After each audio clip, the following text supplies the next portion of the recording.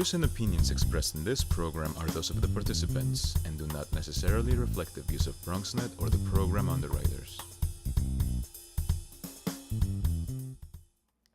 Hola everyone, welcome to Open, the one and only show bringing the best of the Bronx, New York, and the world straight to you. I'm Rina Valentin, your host of Café con Leche, every Friday. Here's what's coming up in today's show. Leading things off, we'll talk about how Talitha Kumi Urban Etiquette and Leadership Academy 2018 registration is now open, teaching young women how they can reach their fullest potential. Then we'll sit down with multidisciplinary artist Soldanela Rivera and learn how she's used her many talents to impact arts and culture within the Bronx community and abroad. Next, we'll learn about BX200 workshop teaching the art on social media and how to maximize utilizing the different platforms. And after that, we'll take a look at creative agency Get Studios and Apparel Bronx Natives new vlog launch. That's right. And then later on in the show, Bobby C brings us up to date with the latest headlines in the world of sports. And finally, our Open Artist Spotlight features a singer, songwriter, Roseanne Fino, whose politically charged lyrics are making a statement. So sit back y prepárate. All this and more is coming your way because now we are officially open.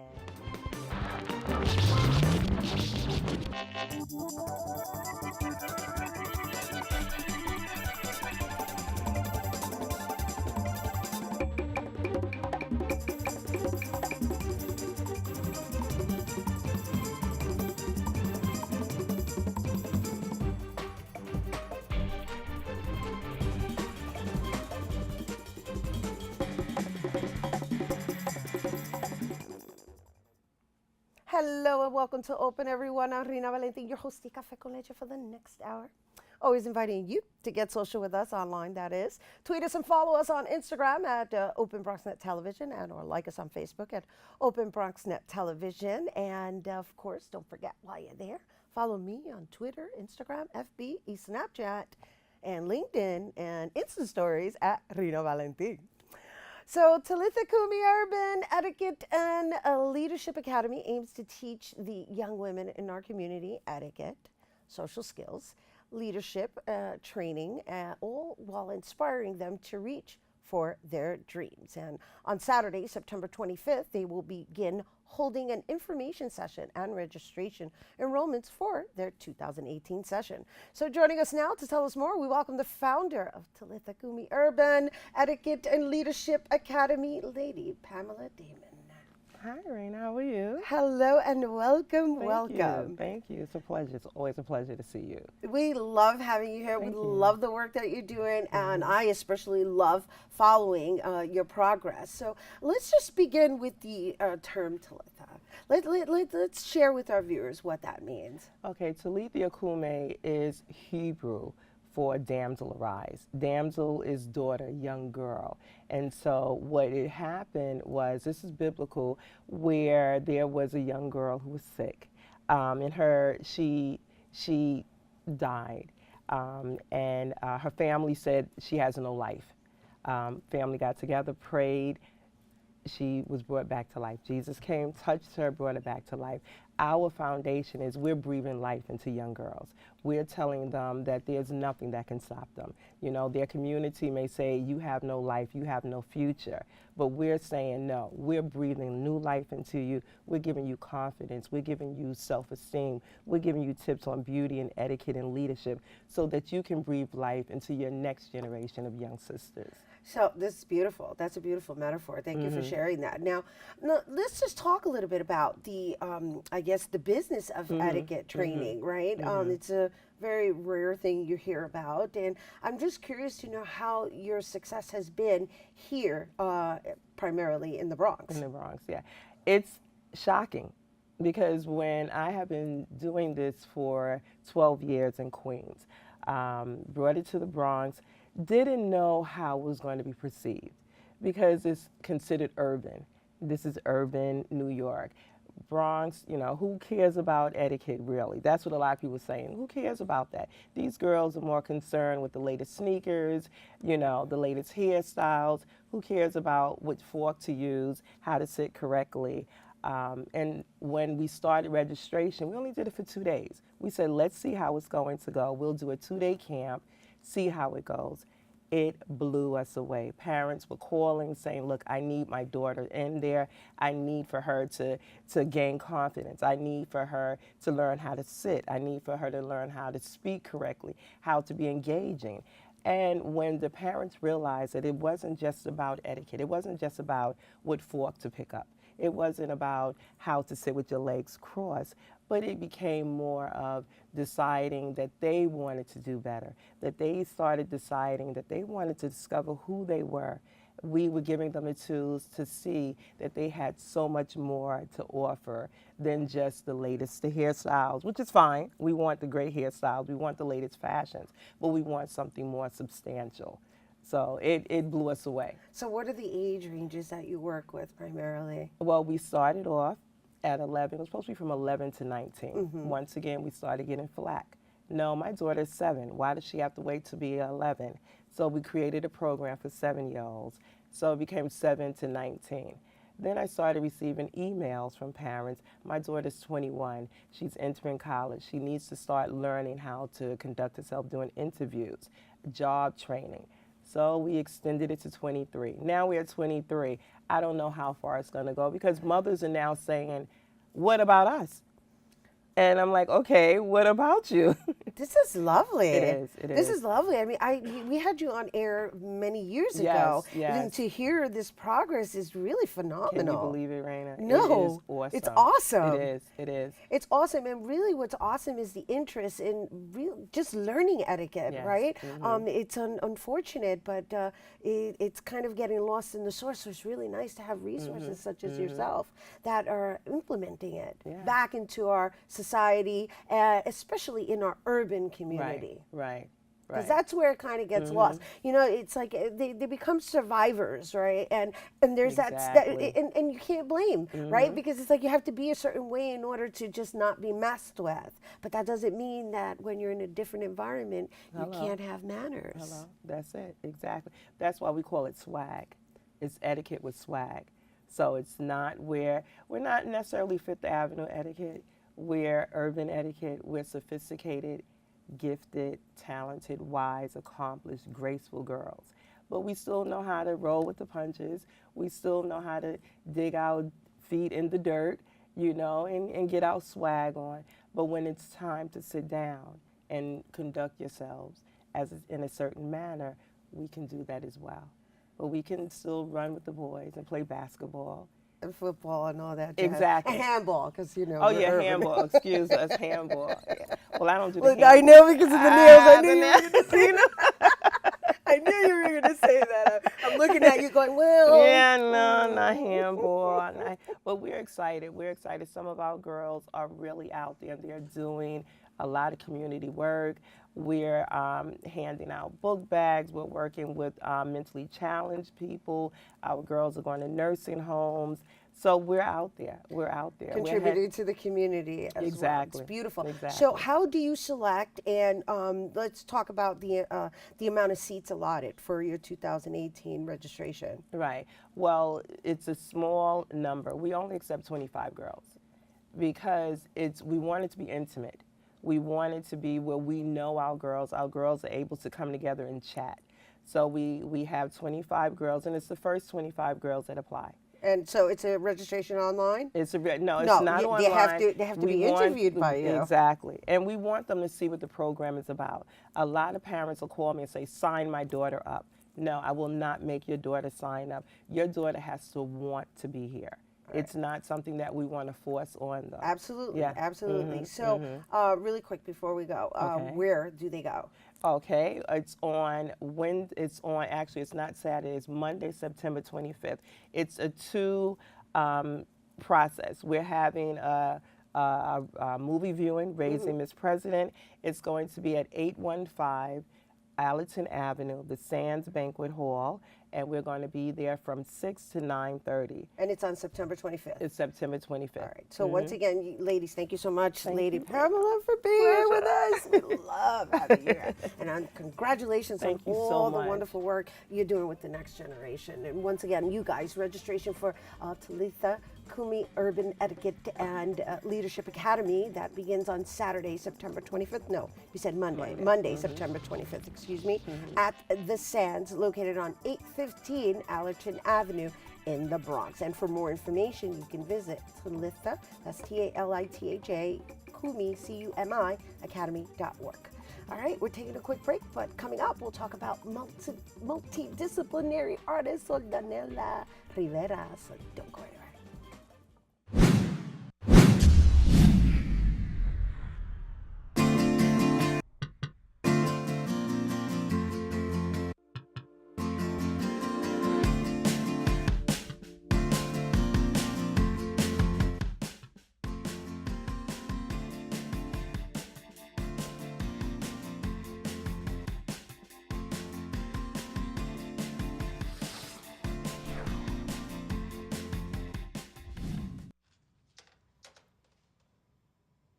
Wow, these are really good.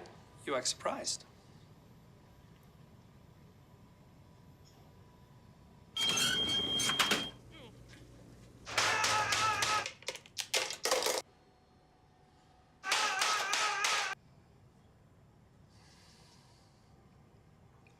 Practice makes perfect. You don't have to be perfect to be a perfect parent. There are thousands of teens in foster care who don't need perfection. They need you.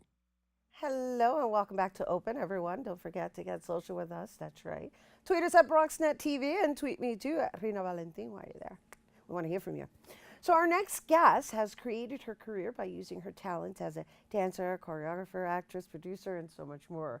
And that's to help inspire and teach others in her community. And she's recently begun a weekly podcast called Notes from a Native Daughter, which explores life and culture with artists of and from the Pan American experience. So joining us now to share more, we welcome Soldanela Rivera. Thank you, Rena. Thank you for having me. I'm really happy. Oh, I'm really happy, and you look gorgeous. Thank you. Thank you for being here with us. You are quite the busy lady. I am. I mean, if I were just to go over your resume or your biography, it's just, you don't even look old enough to accomplish everything that you've accomplished. But Thank I'm you. very curious to know how you got to where we are now. A lot of hard work. A lot of hard work. If we're talking about Notes from a Native Daughter, it's a whole different story. Okay, so here's the thing, though, because with you, I was kind of going, okay, I know you from the publicity circuit. I know you from production. I know you from communications. Yeah. And so it's now you've got this Notes from a Native Daughter, right? Mm-hmm. And it kind of embodies everything that you do, and it's in the form of a podcast. So I'm just curious to know how you went like that. You know, like you kind of mixed it all. Well, it's an interesting story. When I came to the States to study, I ended up having to study, but also having to work. So I held parallel careers to earn money. So while I was a dancer, I was also a production coordinator. While I was a production coordinator, I was also a producer. While I was doing that, I became a publicist. So in some incredible, beautiful, blessed way, I ended up having concurrent and parallel careers. At some point, they were overlapping. I slowly let dancing go, not out of frustration, but it was just time to move on. So it just became that I was producing concerts, producing theater, doing PR for movies, doing PR for concerts, doing PR for, all kinds of artistic and cultural events. And now when I look back 27 years later, it's like, yeah, this is, all of it has happened. And it's kind of, I don't know how I do it. No, I don't. I mean, and on top of that, we did mention you manage Dani Rivera. Mm-hmm, among other things, yeah. You're his manager. She's the famous Dani Rivera's manager. Yeah, well, You're his artist. I mean, I'm his daughter. Right, So it comes with, you know, it's a blessing, and I think through that was also how culture is just a part of my life. I cannot not be without it. That's the beauty of Yeah, it, right? Because yeah. I did mention how you've worked for like really big productions with Jennifer Lopez, Mark Anthony, and you could have very easily gone the commercial route, and instead you chose to remain cultural. Yeah, I mean, I think I like to incorporate both sides. I still dance on both sides, and somehow I like to keep myself there. I like to not forget. I like to, my effort or my humble effort with the podcast was sort of a reaction of frustration with the mainstream field, with the lack of space. We think there's so many spaces, there's so many websites, there's so many, but then ironically there aren't enough spaces for emerging artists or even established artists. And that was something that I was really concerned about. And that's a profound discussion for another time, but that was one of the seeds that I was like, I want to talk to the people that don't get to be on a show all the time. And I find it very fascinating, just your choice of guests. I've been listening, and you're right, and also just the stories that they're sharing, because it's almost like a truth serum. Yeah, yeah. So I wanted that one-on-one time with people. I love people. First of all, I think it's amazing that, you know, we are beautiful, and that one-on-one contact is really important to me to give to them, and people have just opened up. Might I add that I'm also really involved with Ostos Community College. I mean, they're like my family. And I just recently completed or about to complete an oral history project for their 50th anniversary. And I've done like 150 interviews, spoken with amazing, you know, faculty, dignitaries, former presidents, students. And you know, the Bronx is so beautiful, and people are so beautiful, and what people have to do to make a good life for themselves, you know, I think deserves so much credit. Every one of us equally. I agree. I think we're all important, and I think all of our voices need to be heard, especially when we're a contributing force, right? And sometimes people get lost in the shuffle, and that doesn't make them less important just because they're not necessarily in the front. Yeah. Per se. Exactly. And so I really appreciate that you're kind of a documentary, like you're one of our archivists. Well, thank you. That's I never thought about it like that. You are. Maybe. Yeah, and we're so glad to have you here on Open, sharing this with our viewers. So tell everybody where they can listen to your podcast. They can listen to my podcast on Audio Boom channel, Notes from a Native Daughter.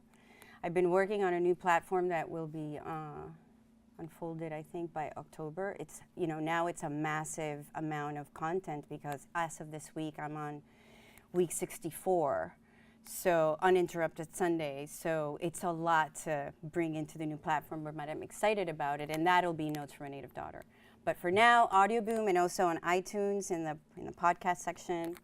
And yeah, and soldanella.com. Yes, no, I love it because we need our stories heard. Absolutely, this is the time. This is the time. This is the time. All right, now before we go, just share the event, Hostos. Yes, Ostos 50. Yeah. The ostos50.com. It's the website dedicated to the 50th anniversary of Ostos Community College, which is so important for the Bronx and communities of color. That's it. And we celebrate. Yes, absolutely. We celebrate each other. Thank you. Wonderful. Thank you, Sordanella. Yes, once again, you guys, for more information on Sordanella, you can check out her website by going to sordanella.com.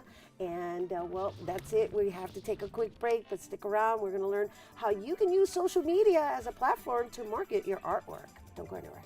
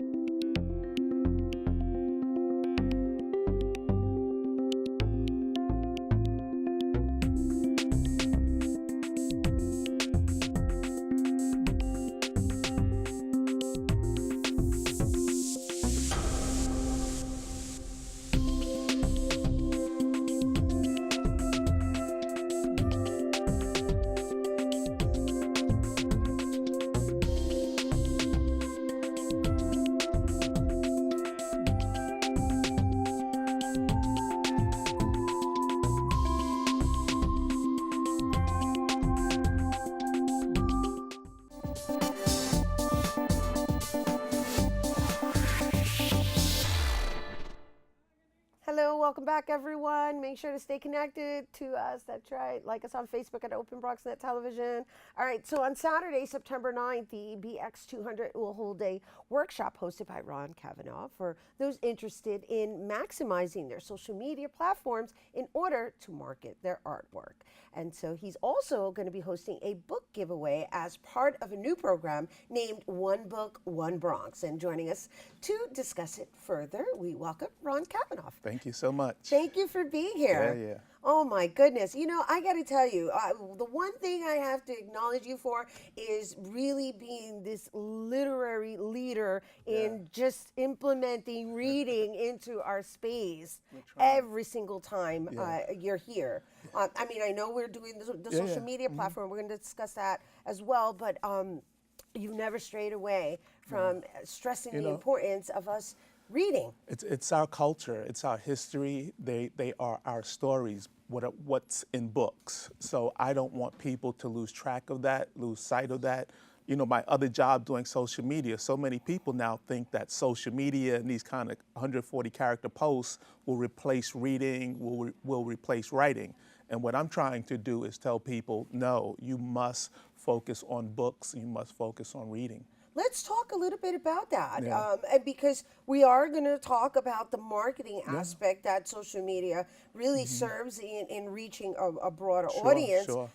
However, it seems to be the go-to place for the next generation to research and just basically learn about. And they're taking everything from somebody else's opinion versus reading, which is using your own voice and your own imagination. We're in a tough place right now. You can't deny the amount of information that's available everywhere. You know, we all have smartphones.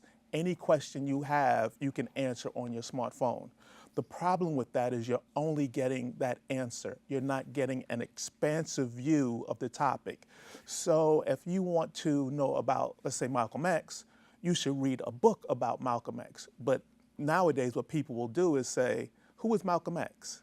And they'll go to the Wikipedia page, and the Wikipedia page will have maybe 500 words on who Malcolm X was. And now you feel you know who Malcolm X was. There's no further research, there's no deeper understanding of the breadth of his life. And I think that's one of the things that we're losing now. So people always have answers to questions, but they don't have that broad knowledge about subjects.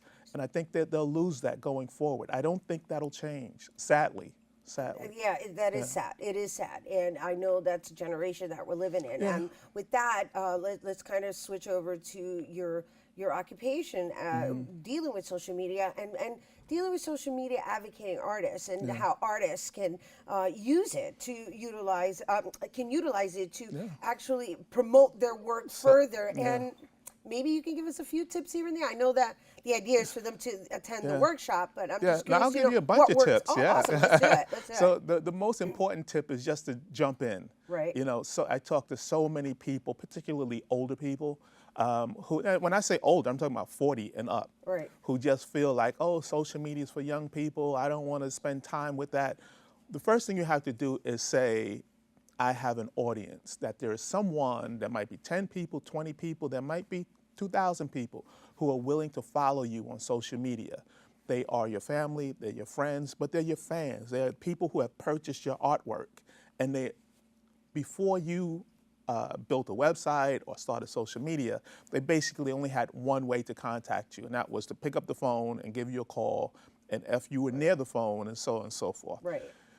If you don't take advantage of social media, you're not reaching your full audience. That's what I always tell people. You eliminate serendipity from the potential of sales and marketing and gallery shows. So many people come to me or say something like, I posted something on Instagram, someone else saw it and they contacted me. Now I'm in this show or that show.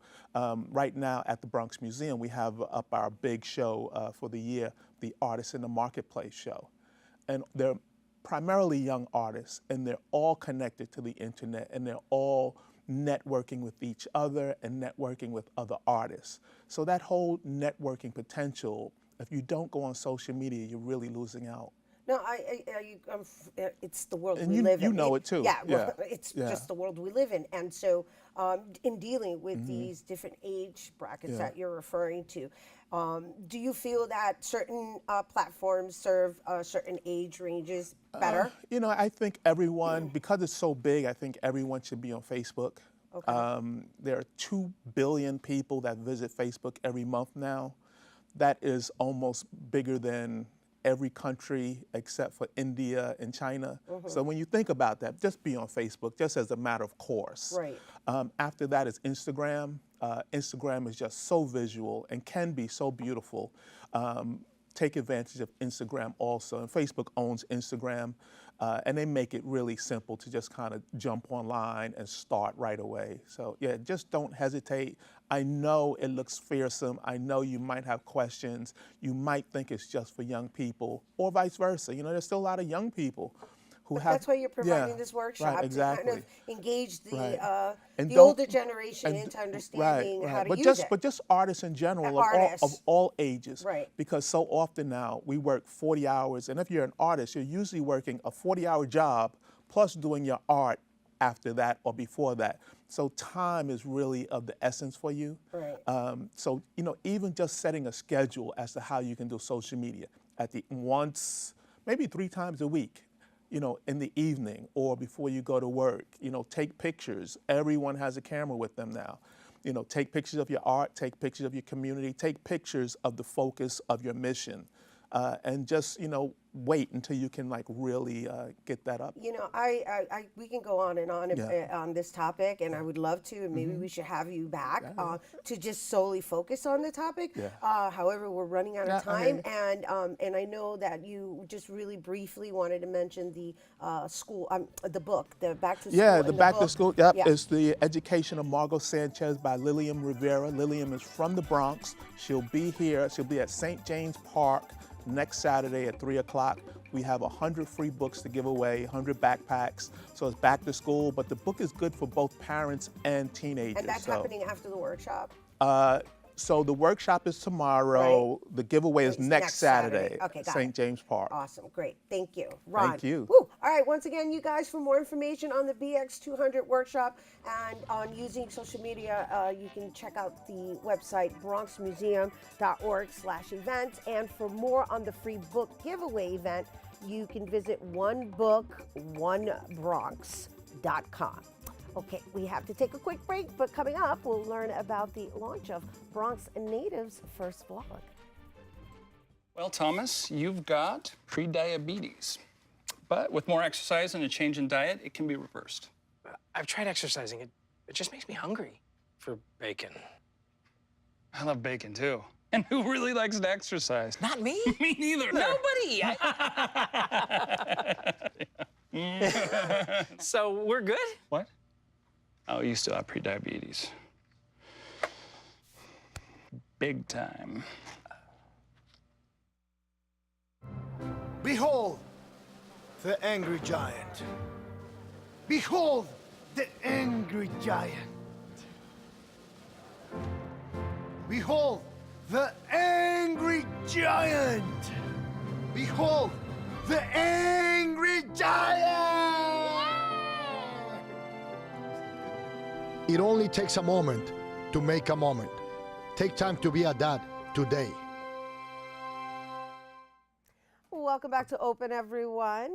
So, Bronx Native uses apparel, art, and media to highlight all that embodies the Bronx as a strong, beautiful, and ambitious borough.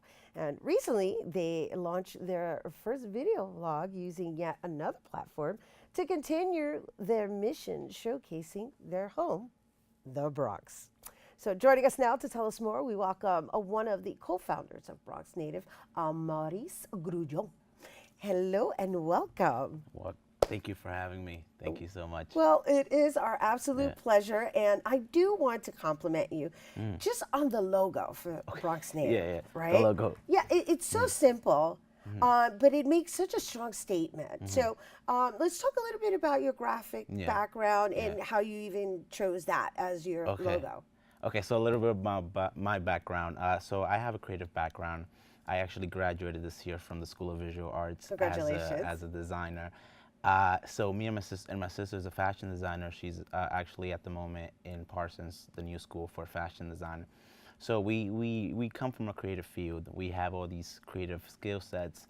And one thing that we do love is our home, right? We love the Bronx. We love our communities. We love our neighborhoods, our family and friends. And we wanted to showcase and embrace our home using our skill sets, right? We believe that the Bronx has been underrated for far too long, right?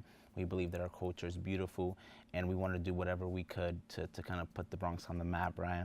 So that's exactly. I guess that's where the apparel part comes from, right? Because your sister's a designer, which I think is really cool. I did visit your website, so I was able to see the variations. It's not all the same style, and they've got a lot of nice things to choose from. So definitely check out their website. But most importantly, which is the topic at hand, is the new vlog. I know you've got 2 that you launched, right? And I watched. This morning I put the third one. You put the third one up. Oh, okay. So I got to see the second one, and I do want to say what I do really enjoy about your direction, because I know you're still kind of feeling it out, trying to figure out whether you're doing it every week, every other week, once a week. What's important is the content. Yes. And I love what you did. Thank you. I love that you gave somebody acknowledgement that is a local hero. Let's talk a little bit about that. Yeah, so in the second vlog, I kind of highlighted Father Luis Gigante, which was a priest around my neighborhood. He was the priest, the pastor for St. Athanasius Church. And he actually went to Hayes. I'm a Hayes man myself. So I heard of him. I know they recently renamed the plaza after him. So I did some research, and I saw all these great things that he did for our community. And actually, he created Subco, and my building is actually a Subco building. So, I felt really, in touch with what he did and everything. So I kind of just took that vlog to just mention him and talk about him, and just, a lot of people might not know what he did. Well, what is Subco? Well, let's talk. You said he created Subco, right? And I know that there are a lot of buildings in the Bronx that are Subco. And why does that connect you to him? Because you live in a Subco building. So what does Subco mean to you? Subco is Southeast Bronx, and then there's the O organization, I think. Right. So no, it's basically his effort to kind of rebuild the Bronx, right? He was living through this time period when the Bronx was burning, when there was a lot of struggle, and there was a lot of people not, under the poverty line and stuff like that. So he kind of did shelters to house these people and help the community. And then they became building developments. Yes. Which is amazing. And here you are, 2017, living that legacy, right? Yeah. So I see you brought equipment with you. Yes. Are you going to capture me or something? Yeah. Are you serious? Maybe, yes. Really? Can we? Yeah, we can. Okay. This Let's do it. is going to be interesting. I don't think I've ever had this. Let's do it. Oh, nice. So we're vlogging. Doing live vlogging. Live vlogging. We are here at Open. Hello. What's up? BronxNet in the house. Bronx native. Cool. So yeah, that was a little bit. That works for me. You just forgot to say my name, but oh, it's all good. You wanna introduce? No, go. Tell us a little bit about yourself. Hey, Bronx native, Rena Valentine, and we are open. Yes. Awesome. Cool. It's gonna be on the next vlog. Yay! We made the cut. So where do you see yourself going with this? So with Bronx Native for the vlog. Just in general, well, I researched all of your work, and I see that you went from apparel, and you've got this creative team that I think is phenomenal. You've got all these youngins, you've got a social media department, you've got a website department, and now you've got this vlogging aspect of. So I'm just curious to know, like, what your overall goal is. Yeah. So our goal is to take all these mediums and all these tools, right, to overall put the Bronx on the map and deal with, essentially deal with these issues that kind of hurt us as a whole, right? There's a lot of issue when it comes to health issues here in the Bronx. There's a lot of poverty issues. So we want to use the arts, right, to help overall our communities and our neighborhoods to overcome those things and become better. Beautiful. Thank you. Yeah. Thank you for being here with us, and thank you for the work that you're doing for our community. And I hope you're able you. to sustain yourself on And it, also, too. this is for you. For me? Yes, Bronx Yeah. Native apparel. Awesome. Yes, officially. Love it. Yeah. Love me my tees, especially. Oh, snap. I just got to show everybody. Yes, Bronx Native. Yeah. Oh, Okay. other way? Everybody's like, other way, other way. I'm like, there. oh, here we go. Here we go, everybody. Bronx Native in the house. All right, once again, you guys, thank you so much for being here with us. And for you guys, don't forget to check out their video blog, or as they call it, vlogs. And you can do that by going to the YouTube channel, Bronx Native. And you can also go to their website, which is bronxnative.org or .com. .com. Yeah. It's bronxnative.com. All right, we have to take a quick break, but coming up, Bobby C catches us up to date with the latest headline in the world of sports. And this is as sportsy as I get. Don't go anywhere.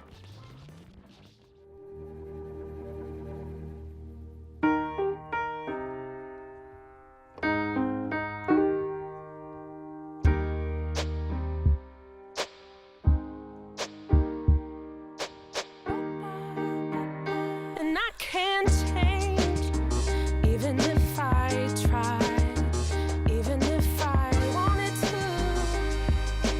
My love, my love, my love, she keeps me warm. She keeps me warm. She keeps me warm. She keeps me warm. She keeps me warm. She keeps me warm. We are neighbors and best friends. I love my sister. My heart doesn't see race. Love is love. Our family is no less than any other family. Love is kind. Love is patient.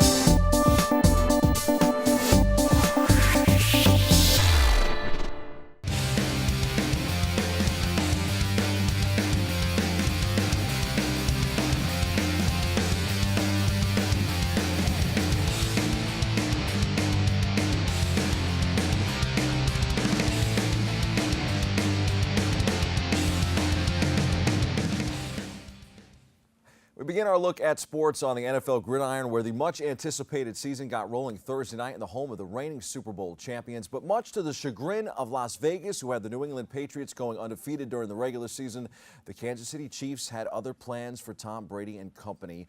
KC rookie Kareem Hunt had a night to remember, which just goes to show on any given Sunday, or for that matter, any given Thursday night. Hunt, after fumbling on his first NFL carry, scored 3 times and set an NFL mark and a 42-27 stunner to open the pigskin season. Hunt's 246 yards from scrimmage were the most by any player making his debut since the 1970 merger.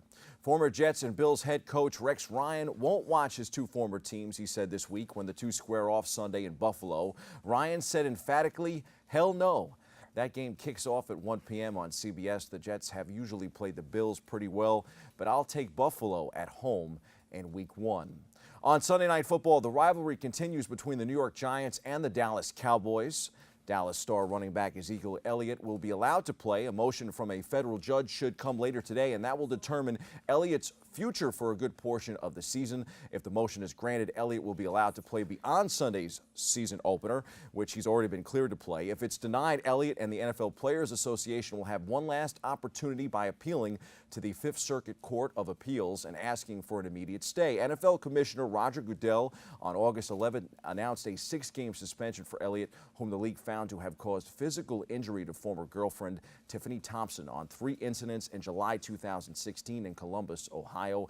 Elliott has denied and fought the claims. Of course, he'll get to play against the Giants. The NFL is not stupid for week 1 and opening Sunday Night Football in America. The Giants are more concerned about star wide receiver Odell Beckham Jr. and his injuries.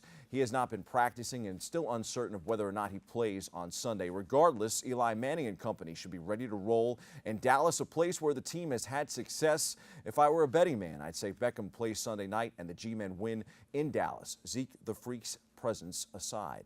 Mets rookie Brendan Nimmo isn't regarded as much of a slugger. He sure looked the part Thursday night, though. Nimmo homered twice. Juan Lagares added a solo shot, and the Amazings beat the Cincinnati Reds 7-2. The Mets have won 3 of 4 and ended the Reds' 3-game winning streak to open a 4-game series.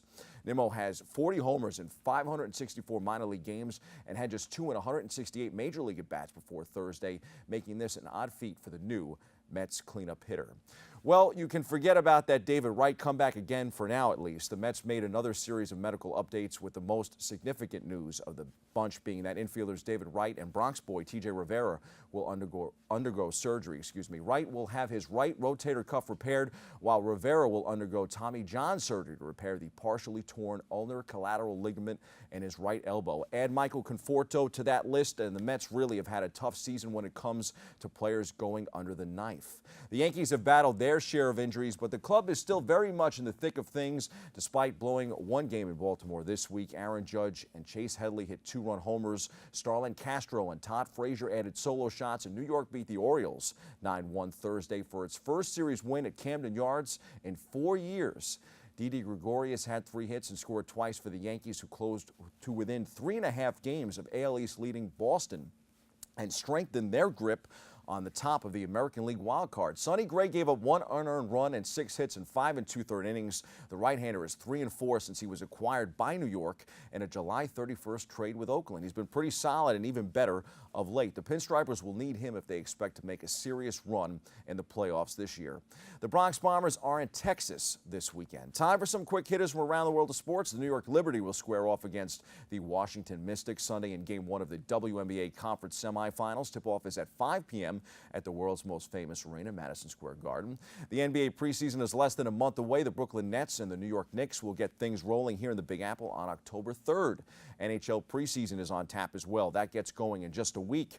The Islanders will have the Philadelphia Flyers on Sunday, September 17th. The Devils will take on Washington on Monday the 18th, and the Islanders and Rangers face each other the same night, as the Isles have back-to-back games to start the preseason.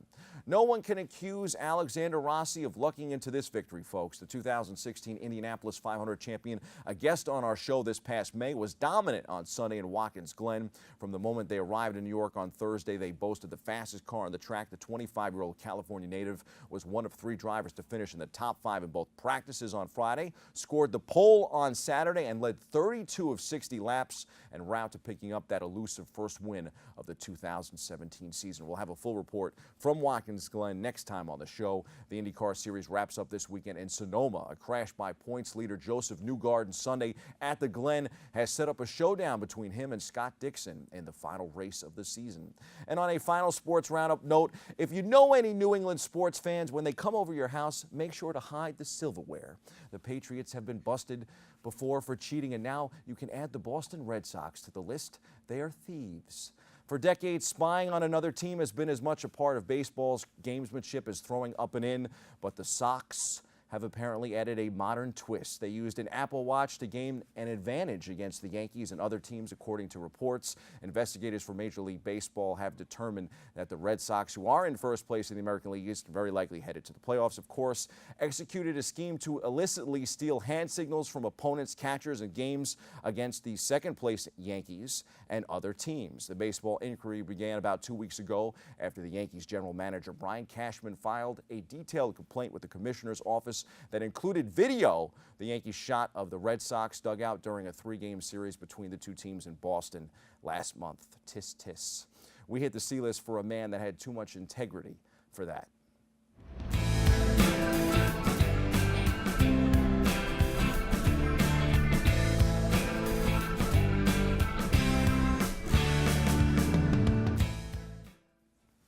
The Yankee family said goodbye to a special man Thursday. Gene Stick Michael, the New York Yankees executive who helped build the club's late 1990s dynasty teams, died Thursday of a heart attack. He was 79.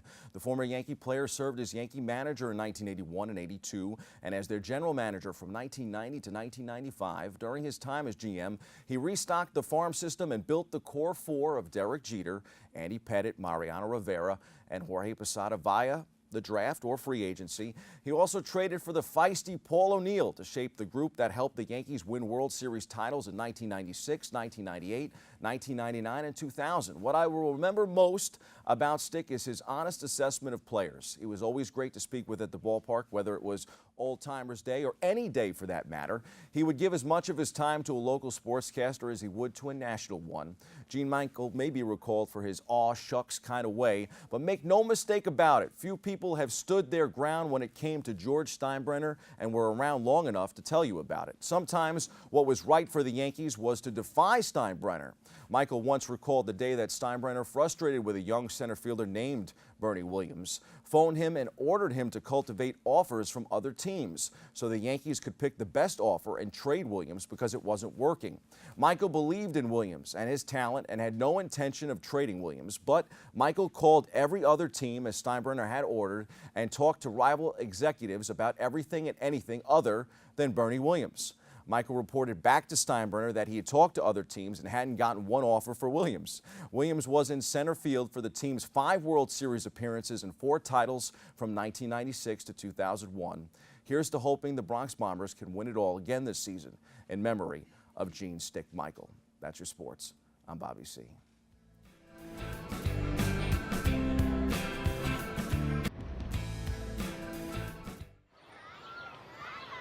Did you know kids who play outdoors have healthier lungs?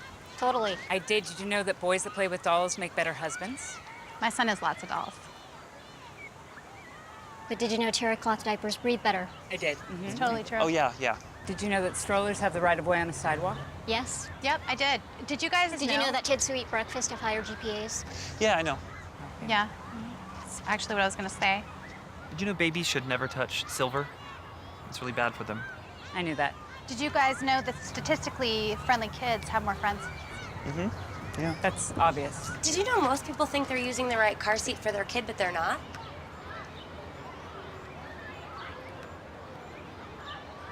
Parents who really know it all know for sure that their child is in the right seat at the right age and size.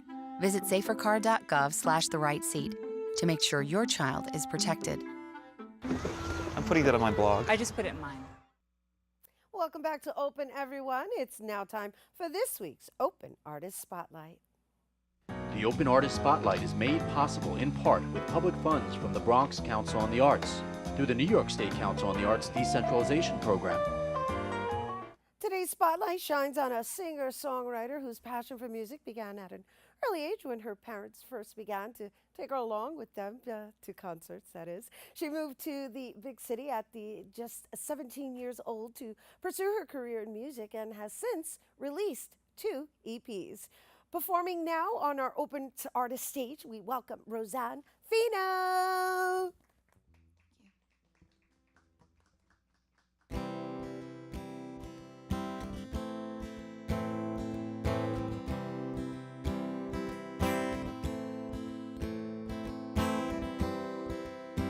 Lights go down.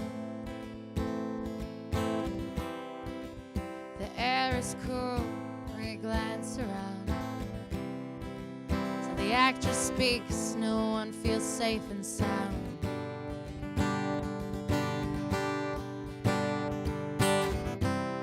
And now it's nightclubs too. Just when we were getting used to it being churches and schools, another venue hate seeped into.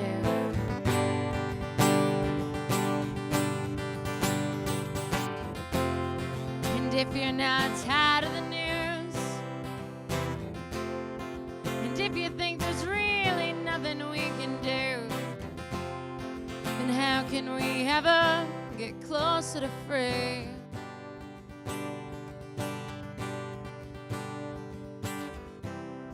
And I've got this friend who no longer walks with his headphones in. So when a cop says stop, you better stop quick.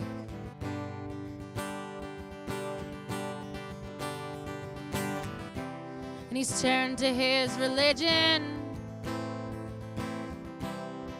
He didn't know what else to do. And nation turns its back on its murdered black youth.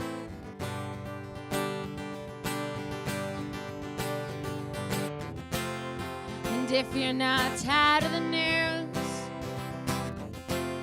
and if you think there's really nothing we can do, then how can we ever get closer to free?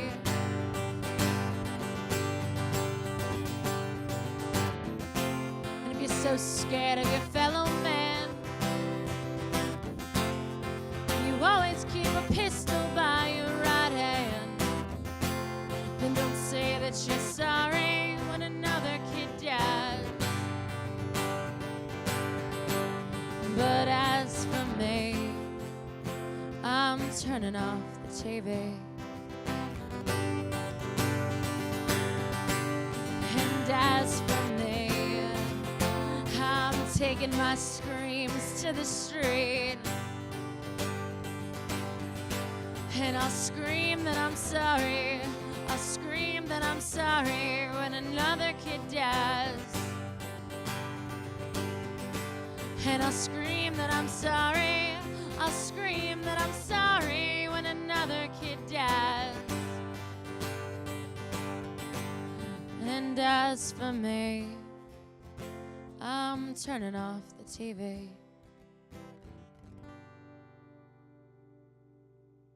Woo! Rosanna! Woo! I am feeling that. I am Thank feeling you. that. I'm trying to figure out which side to stand on. I'm like, okay, we'll stand on this side, that side. Yeah, right here, right here, right here, right here. I'll stay right here. I'll stay right here. That was lovely. Thank you. Thank you so much for having me. All right, now tell me how you feel. Yeah, right? I think I did a pretty good No, you did. You pretty did. good You did. job. You did. You did it. You did it musically too. So you wrote this? I wrote this, yeah. I wrote this last like 6 months, but I started it about 3 years ago. Okay. So how does it relate to our times? I think I wrote it to be sort of a brains versus brawn situation. You know, there's so much violence in our culture coming from many different sides, and I think a lot of people are afraid right now, and you have to voice your opinion. It's the only thing you can do is to stand up for everyone else. So. No, it's really cool, and I love the style in which you're doing it. I love your style. I really do. I dig it. I dig it. But I'm actually, I guess I'm focused on the political undertone within your creations, and so I'm just curious to know, like, what inspired, I guess, that direction. Sure. I mean, I've always been like politically active. Basically, with the new administration, I went to the Women's March, and I just thought, like, I didn't want it to be a photo op. There's so much more that I personally can be doing, and I think that many people can be doing, and just in our day-to-day lives, and just like where we put our money. So it's definitely like one of my politically charged songs, because I do like a concert series. Every month I do a show to raise money to sort of different groups that are affected by this administration. By this administration of Not My President. Yeah, the shows are called Not My President, right? A monthly show of resistance. Right, a monthly show of resistance, and I get it, you know, but what I appreciate most is that you're doing it on a monthly basis, and you're not doing it just for the sake of performing. You're doing it and raising funds to contribute to these organizations that are being affected by this administration. Yeah, so far we raised money for the ACLU, the National Center for Transgender Awareness, Planned Parenthood, so many different other groups. And this month, it's not just like political. Like this month, September 30th at Fatty's Cafe in Astoria, we're gonna do an event, and it's gonna raise money for the people affected by the hurricane in Houston, and also the pets affected by the hurricane in Houston. So it's not all political. It's also about just helping your brothers and sisters. Yes, wherever. it's about being humanitarians and helping our neighbors. And just because they're in a different state doesn't mean that we're not affected by it. That's beautiful. Please stay that way. Oh goodness, I want to roll with you. Sure, come hang out. Yeah, absolutely. I mean, you know, I'll just dance to the. Yeah. But you know, it's all good. No, thank you for your service to humanity, and for sharing your lovely art here Thank with you. us on Thanks our for Open having me. Artist stage. All right, you're gonna sing us out, but let me just say goodbye to our guests. Okay. and then you can take it away. Okay. Awesome. thank you. All right, you guys, for more information on Roseanne, you can check out her website by going to RoseanneFino.com. And that is our show today, mi gente. Thanks to all our guests for coming through, and to you, our viewers, for tuning in. Yes, if you missed any part of the show, you can check out the Recablecast tonight and 24 hours a day at BronxNet.tv. I'm Rina Valentin. And from all of us here at Open, may the universe provide paz, prosperity, y amor, adios, and may peace be with us. And we leave you with Roseanne.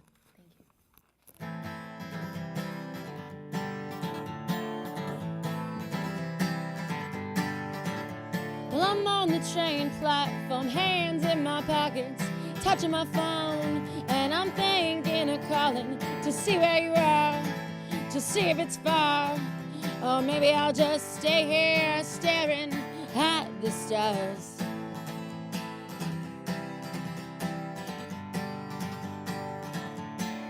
And you say that you never had good love, well, it's 'cause you give up faster than I've ever run with your mama's hand and your daddy's disgust. You're always looking to get on the next bus.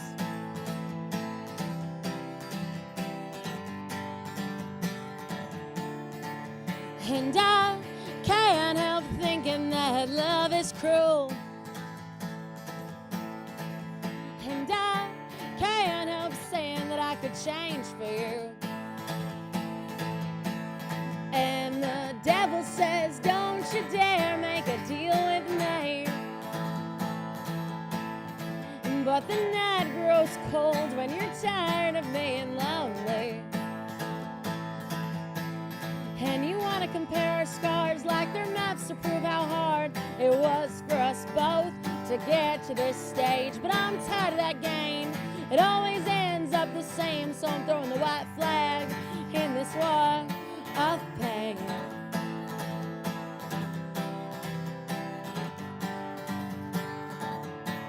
And can you take me to the water? I heard it's a good place to get clean, and maybe then I could show you that I'm not actually all that mean. And I could wash my veins of this gypsy queen and go back to the person that I used to be.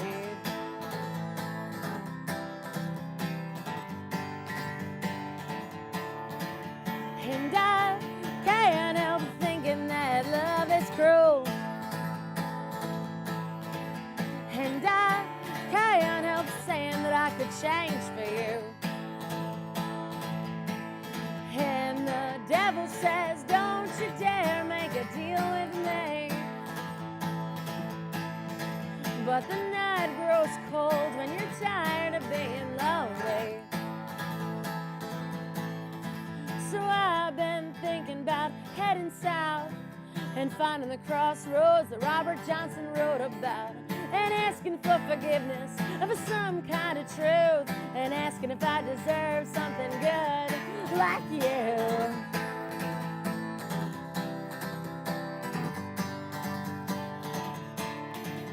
And I can't help thinking that love is cruel. And I can't help saying that I could change for you. And the devil says, don't you dare make a deal with me. But the night grows cold when you're tired of being lonely. And the devil says, don't you dare make a deal with me. But the night grows cold when you're tired of being lonely.